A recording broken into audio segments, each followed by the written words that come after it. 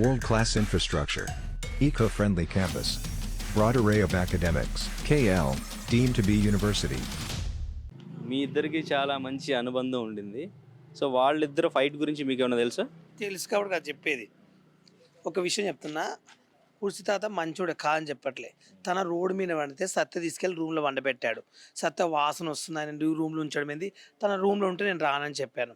ఎందుకంటే మా tick talk వాళ్ళందరూ ఇలా సత్య రూమ్కి అందరం వస్తాం కాబట్టి, అట్లయితే ఫోన్లే ఎవరైనా మన మన మనిషి కదని ఆయన కూర్చుని పెడితే ఆ సాంగ్ అప్పుడు ఫేమస్ అయ్యాడు. తర్వాత ప్రతిరోజు ఇంటర్వ్యూకి నేను తీసుకెళ్తే 1000 రూపాయలు మా 1500 మాట్లాడబడి తాతకు. సత్తకు ఇప్పుడు తీసుకెళ్ళేందుకు 500 రాని కానీ ఛార్జ్ కావాలి డబ్బులు ఇవ్వాలి కదా, ఈయన సపరేట్గా ఈయన 500 ఇస్తుండ్రి.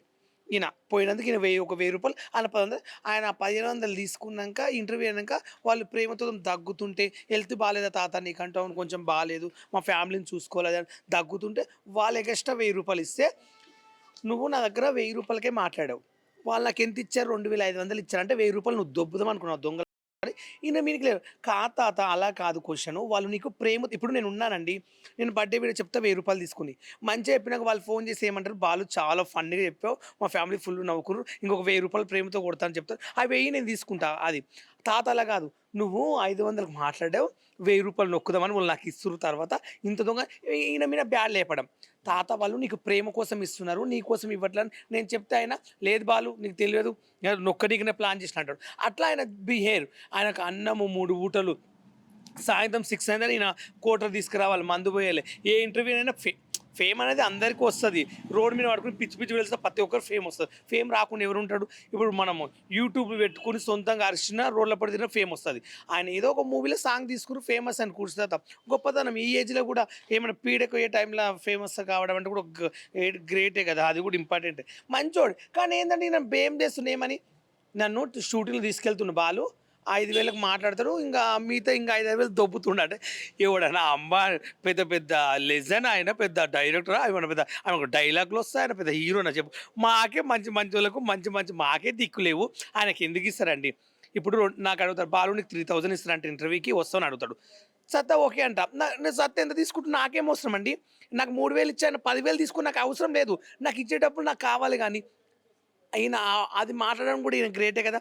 బాలు నీకు ఒకటి మాట్లాడాను నువ్వు వచ్చేసి క్యాబ్ డబ్బులు ఇప్పిస్తాను పోయే డబ్బులు ఇప్పిస్తుంటే రోజుకు 1000-2000 దొరికితే పుణ్యం వస్తుంది కదా.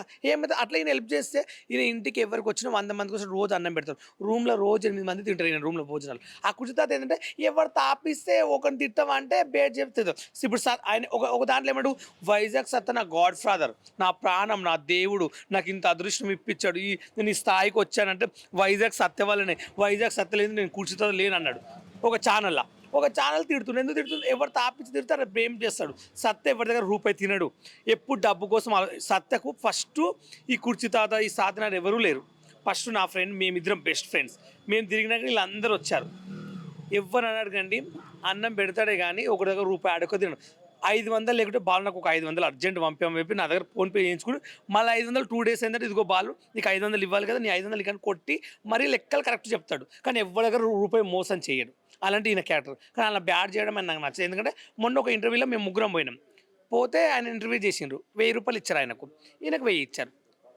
ఇంకా 2000 ఎక్స్ట్రా వేరే ఆయన వచ్చి తాత తీసుకొని ఇస్తే ఆయన నాకు 2000 ఎక్స్ట్రా అంటే నువ్వు దొంగతనం చేసినావు, 3000 మాట్లాడుకుని 2000 నొక్కుదామని ఈయన మీకు లేస్తాడు. వాళ్ళందరూ ఉన్నారు మధ్యలోనే ఇంటర్వ్యూలో లేచి అరుస్తుండ్రు. అట్లా అరిస్తే ఎవరికైనా ఇప్పుడు నేను ఉన్నాను, నేను ఎవరైనా మోసం చేస్తే నేను డైరెక్ట్ చెప్తాను, మోసం చేయని ఎందుకు చెప్తాను? ఒకరి మీద బ్యాడ్గా చేయాలంటే ఆయన అలా చేస్తున్నాడు కాబట్టి నాకు నచ్చలేక మా సత్యకి అట్లా. ఇప్పుడు ఎందుకు కంప్లైంట్ ఇచ్చానంటే ఇప్పుడు కుర్చీ అట్లా పబ్లిక్ అందరూ అంటే ఇన్ని దినాలు సత్య ఆ రూమ్లో ముంచుకొని ఆయన తిప్పించుకుని 1000-2000 ఇట్లా ఇంటర్వ్యూలు చెప్పి నొక్కేస్తున్నాను అనుకోరా ప్రజలు. యూట్యూబ్ అనేది ఏంది, చిన్న జరిగితే పామంటే 10 గంటలు. సత్య అలా చేయడు, సత్య చాలా మంచి వ్యక్తి, ఒకరిని మోసాడు, ఇంటికి వస్తే 10 మందికి అన్నం పెడతాడు, అంతే ఆయన గురించి చెప్పేది. ఇంతకుముందు రాకేష్ మాస్టర్ ఎంబర్ తిరుగుతుంటే అప్పుడు అలా బేడి అయిపోయాడు సత్తా. నేను అదే సత్య చెప్తా, మనం ఒక ఎంబర్ తిరగడం ఎందుకు, మన ఇంటికి రానియడం ఎందుకు, మన ఇంట్లో పెట్టుకుని బేడి కావడం ఎందుకు. ఇప్పుడు ఆయన వల్ల నీకు 1000 రూపాయలు లాభం వచ్చినా రేపు నాడు ఎట్లయినా మళ్ళీ అంటారు కదా. ఇప్పుడు నన్ను తీసుకెళ్ళాడు, నా వల్ల నీకు 10,000 లాభం వచ్చినా రేపు నేను అంటాను. అట్లా అన్నప్పుడు ఎందుకు పట్టించుకోవాలి నువ్వు? ఆయన తీసుకొచ్చి మీ ఇంట్లో పెట్టుకోవడం, తండ్రిలా చూడడం నీకేం అవసరం? నీ క్రేజ్ నువ్వు సంపాదించుకోవాలి, ఒకరి మీద వాడి మన క్రేజ్లు ఎప్పుడు సంపాదించొద్దు, ఒకరిని చూసి మనం మునవద్దు. మన టాలెంట్ మనది, మన కష్టం మనది అని ఇప్పుడు కానీ తెలుసుకో. నువ్వు అడ్డమైన వాళ్ళని వాడి అడ్డమైన వాళ్ళు పోయి ఇక పోతా నేను ఇక ఈమొచ్చింది ఆమొచ్చిందని ఆ అడ్డమైన వాళ్ళ ఇల్లు తిరగకు. ఫస్ట్ నీకు వస్తుంది. ఈసారి తిరిగితే నేనే పెడతాను నీకు పోలీస్ స్టేషన్లో, ఇది పక్కా. మరిన్ని వీడియోస్ కోసం ఛానల్ ని సబ్స్క్రైబ్ చేయండి, లేటెస్ట్ అప్డేట్స్ కోసం వాట్సాప్ ఛానల్ ని ఫాలో చేయండి అండ్ లింక్ డిస్క్రిప్షన్ లో ఉంది.